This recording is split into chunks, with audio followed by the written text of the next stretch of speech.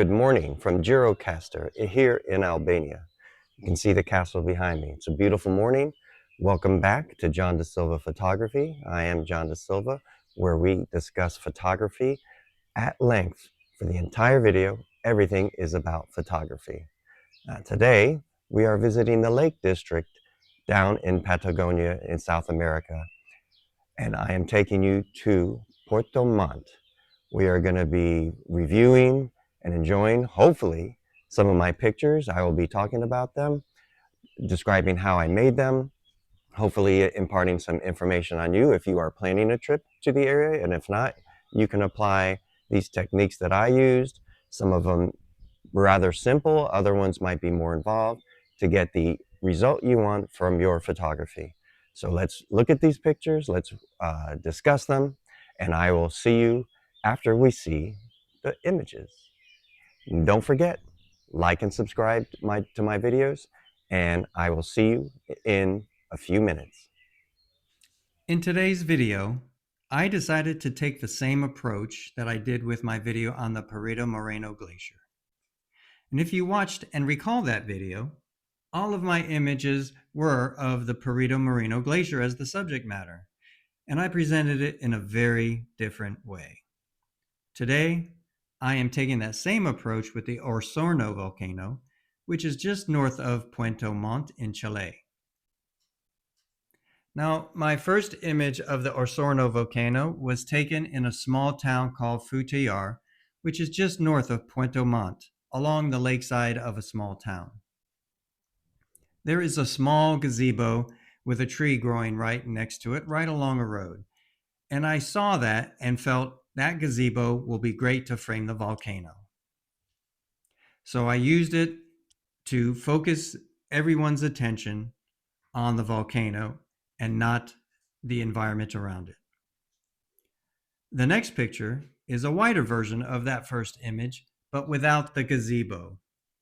In this one, I focus on the sky and only have the land, the water, and then the volcano in the distance occupying maybe 20% of the composition. So it is showing the size and scope of the volcano in its surroundings. The third image was taken in a national park that has great views of the Osorno volcano.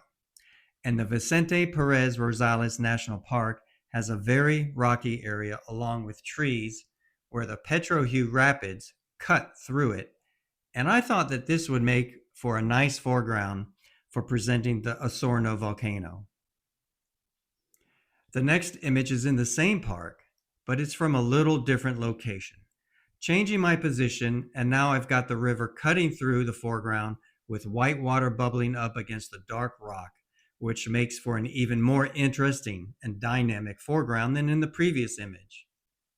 You see the volcano, but also spend time looking at the foreground. And as a whole, you have a relationship between the white water, the white clouds, and the white snow on the top of the volcano. For my next image, it was basically taken in the same place as the previous one, but using a landscape orientation to get a wider view, with the visual information being from side to side, as opposed to going deeper with a portrait-oriented image. The following image is basically your close-up of the subject. The only two elements in this image is the subject itself and the blue sky. The clouds may be a third element that note there is altitude or height involved in this image. Basically, it's a study of the top or the cone of the volcano.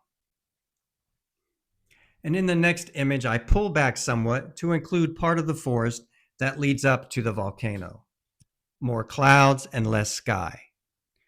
An environmental portrait to show the intermediate surroundings of the subject, indicating it's not in a desert, not in a mountain range, not on the ocean, but surrounded by trees.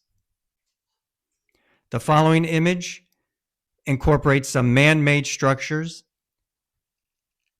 and that I found to mimic the shape of the volcano. Their roofs are very volcano-like, cone-shaped, and I found that to be very interesting. They pop out of the earth, like the way Osorno pops out of the earth. In the following image, I am much closer to the volcano. I'm on a path that will take me right to it, and I thought the leading line of the trail from foreground to upper middle ground takes the human eye right into the volcano. So I use that path line to direct the viewer's attention to the volcano. And this last image is indirectly associated with the volcano. As I was on this path walking towards it, the dark brown gravel, maybe it's pulverized lava rock from eruptions many years ago, there was this little green, brightly colored bug that caught my eye easily because of the contrasting colors.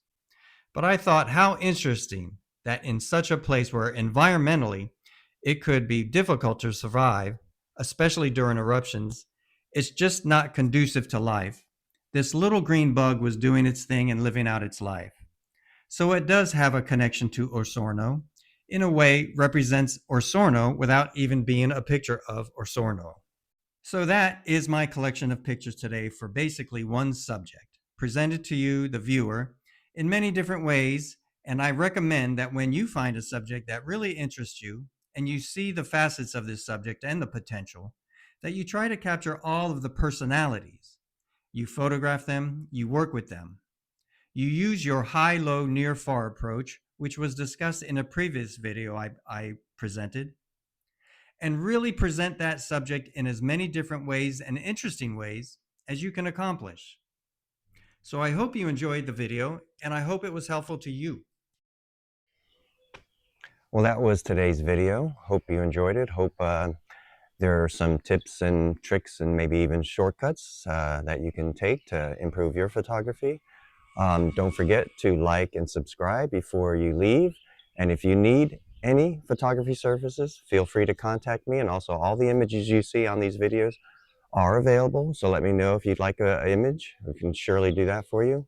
But in the meantime, keep making photographs, keep improving, and I'll see you on the next video where we will still be in Patagonia. We will still be in the Lake District. We've got 3 more stops to do. Great imagery, great places to visit. Hope to see you then. Take care. Keep making great photographs.